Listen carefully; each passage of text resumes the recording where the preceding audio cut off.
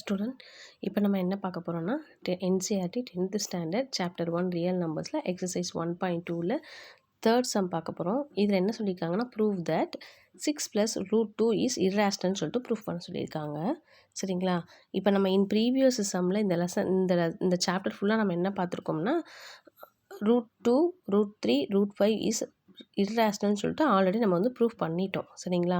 So இந்த irrational சொல்லிட்டு ப்ரூவ் பண்ண இந்த வேல்யூவோட கூட ஏதாவது அடிஷ்னலாக ஒரு இன்டீஜர்ஸை வந்து ஆட் பண்ணிவிட்டு அதுவும் irrational சொல்லிட்டு ப்ரூவ் பண்ணுங்க அப்படின்னு சொல்லியிருக்காங்க. ஸோ அது மாதிரி தான் நம்ம ஒவ்வொரு சமயம் வந்து நம்ம என்ன பண்ணுறோம் irrational சொல்லிட்டு ப்ரூவ் பண்ணிட்டு வந்துட்டுருக்கோம். சரிங்களா? இப்போ பார்க்கலாம். இங்கே irrational சொல்லிட்டு ப்ரூவ் பண்ண சொல்லியிருக்காங்க. இப்போ நம்ம என்ன பண்ணலான்னா ஃபர்ஸ்ட் வந்து அதை ராங்காக ஒரு அசம்ஷன் எடுத்துக்க போகிறோம். அதுதான் வந்து என்னென்னா ரேஷ்னல்னு சொல்லிட்டு எடுத்துக்க போகிறோம். சரியா? இது வந்து ராங் அசம்ஷன். சரிங்களா? irrational சொல்லிட்டு ப்ரூவ் பண்ண வேண்டியதை ஃபர்ஸ்ட் வந்து ரேஷ்னல்னு சொல்லிட்டு நம்ம வந்து எடுத்துக்க போகிறோம். இப்போ 6 + √2 வந்து ரேஷ்னல்ன்ற வேல்யூன்றனால என்னென்னா a/bன்னு நான் எடுத்துக்கிறேன். ரேஷ்னல்னாலே வந்து என்னென்னா ரேஷியோன்னு எடுத்தோம். ஸோ ரேஷியோனால என்ன ஃபார்மேட்டில் இருக்கணும்னா a/bன்ற ஒரு ஃபார்மேட்டில் தான் இருக்கணும். சரியா? ஸோ அதனால தான் ரேஷ்னலாக வந்து a/bன்னு நான் எழுதிக்கிறேன். a/b ஆர் இன்டீஜர்ஸ், அதாவது இன்டீஜர்ஸ்னால் a = என்னவாக இருக்கலாம் 1 2 3 4ன்னு ஏதாவது ஒரு நம்பராக இருக்கலாம். b = 1 2 3 4ன்னு ஏதாவது ஒரு நம்பர்ஸாக இருக்கலாம். சரிங்களா? இப்போ பாருங்கள், இந்த √2 மட்டும் நான் இந்த சைடு நான் வச்சுக்கிறேன். ஓகேங்களா? √2 மட்டும் வச்சுக்கிட்டு இந்த a/bயை இந்த +6 வந்து நான் என்ன பண்ண போகிறேன் -6 ஆப்போசிட் சைடு கொண்டு போகிறேன். ஓகேவா? இங்கே பாருங்கள், இந்த 6 வந்து ப்ளஸ்ஸாக இருக்குது, ஆப்போசிட் சைடு போகும்போது வந்து -6 மாறிடுது. ஓகேவா? ஸோ √2 = இந்த a/bயை அப்படியே எழுதிக்கிறேன். இந்த +6 வந்து ஆப்போசிட் சைடு போகும்போது -6 மாறிடுது. இப்போ என்ன பண்ணலாம், இந்த b வந்து பாருங்கள் டினாமினேட்டரில் இருக்கா.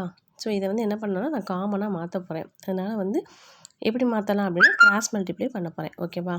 ஸோ √2 = a மைனஸ் இந்த b வந்து இந்த 6ஓட வந்து மல்டிப்ளை ஆயிரும் 6b/b. ஓகேங்களா? ஸோ இப்போ வந்து bங்கிறது ஏக்கும் காமன் 6bக்கும் இன்னும் காமன் ஆயிடுச்சு. ஓகேவா? இப்போ பாருங்களேன், √2 = a - 6b/bன்னு சொல்லிட்டு இப்போ நம்ம ஒரு ஃபார்மேட்டுக்கு நான் கொண்டு வந்தாச்சு. ஓகேவா? இப்போ பாருங்கள், ஏற்கனவே நம்ம என்ன பண்ணியிருக்கோம், √2 வந்து irrational சொல்லிட்டு நம்ம ப்ரூவ் பண்ணியிருக்கோம். √2 பாருங்கள், √2 இருக்கா, √2 இஸ் irrational சொல்லிட்டு ஏற்கனவே நம்ம ப்ரூவ் பண்ணிட்டோம். இப்போ இந்த ஏக்கும் பியும் நான் ஆல்ரெடி இன்டீஜர்ஸ்னு சொல்லியிருக்கேன். ஏக்கும் பிக்கும் ஏதாவது நம்ம வேல்யூ சப்ஸ்டியூட் பண்ணோம்னா 1 2 3 4ன்னு ஏதாவது ஒரு வேல்யூ சப்ஸ்டியூட் பண்ணோம்னா வர்ற ஆன்சர் a - 6b/b வந்து என்னவா இருக்குமா, ஒரு ரேஷ்னல் வேல்யூவாக தான் இருக்கும். சரியா? இப்போ ஏக்கு பதிலாக 1ஆக இருக்கட்டும், பிக்கு பதிலாக 2ஆக இருக்கட்டும், நம்ம சப்ஸ்டியூட் பண்ணோம்னா வர்ற ஆன்சர் ஒரு ரேஷியோவாக தான் இருக்கும். ஓகேவா? So a, b are integers, then a - 6b/b is rational. ஓகேவா? But in previous we already proved, நம்ம ஏற்கனவே ப்ரீவியஸில் என்ன ப்ரூவ் பண்ணியிருக்கோம், √2 வந்து irrational சொல்லிட்டு நம்ம ப்ரூவ் பண்ணியிருக்கோம். அதுதான் நான் இங்கே எழுதியிருக்கேன். √2 வந்து irrational நம்ம ப்ரூவ் பண்ணியிருக்கோம். இப்போ √2 = a - 6b/b. √2 வந்து irrational, a - 6b/b வந்து ரேஷ்னல். எப்போவுமே irrational வந்து ரேஷ்னலுக்கு வந்து ஈக்குவலாக இருக்குமா, இருக்காது. So not equal to. ஓகேங்களா?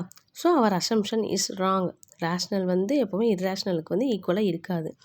அவர் அசம்ஷன் இஸ் ராங். நம்ம ஒரு தப்பான கான்செப்ட் எடுத்துக்கிட்டோம் அப்படின்னு அர்த்தம். என்ன தப்பான கான்செப்ட்னு பார்த்தோம்னா 6 + √2 இஸ் ரேஷ்னல்ன்ற நம்ம தப்பாக எடுத்துக்கிட்டோம். இப்போ தப்பாக எடுத்துக்கிட்டோம்னா இப்போ கரெக்டான ஆன்சர் என்னவாக இருக்கும் அப்படின்னு பார்த்தோம்னா we conclude that 6 + √2 is irrational. ஓகேங்களா? ரேஷ்னல் கிடையாது, irrational சொல்லிட்டு நம்ம ஃபைனலாக எழுதிட்டோம். ஓகேவா?